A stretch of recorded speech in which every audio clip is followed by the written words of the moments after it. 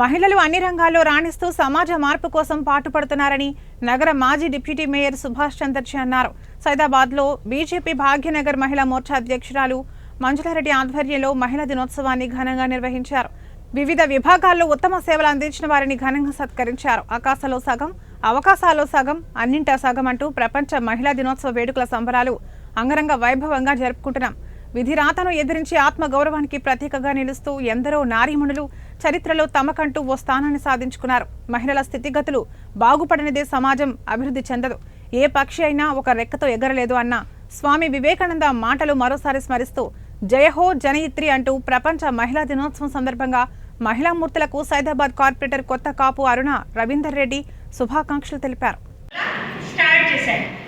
1909 లోపల చేశారు, 10 కాన్స్టెంట్గా చేస్తూ 1911 లోపల వాట్ ఆల్ దే వాంటెడ్, వాళ్ళ ఏవైతే నార్మ్స్ ఏవైతే ఉండినాయో పాయింట్స్ మాకు కావాలి అని, అవన్నీ కూడా క్రమక్రమంగా gradually they started getting them all.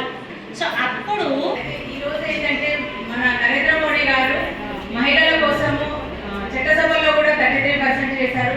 ఏ విషయంలో అన్నా కానీ ఆయన మహిళలైతే పెద్దపీట వేస్తూ ప్రాధాన్యత ఇస్తూ చేస్తున్నారు. అంత్యోదయం అంటే చిన్న వాళ్ళకు కూడా పథకాలు అందాలన్న ఉద్దేశంతో, ప్రతి పథకము పేదవాళ్ళకు అందాలన్న ఉద్దేశంతో ప్రతి పథకాలను కూడా వాళ్ళకి అందేటట్లు వాళ్ళ పథకాలే ఉంటాయి.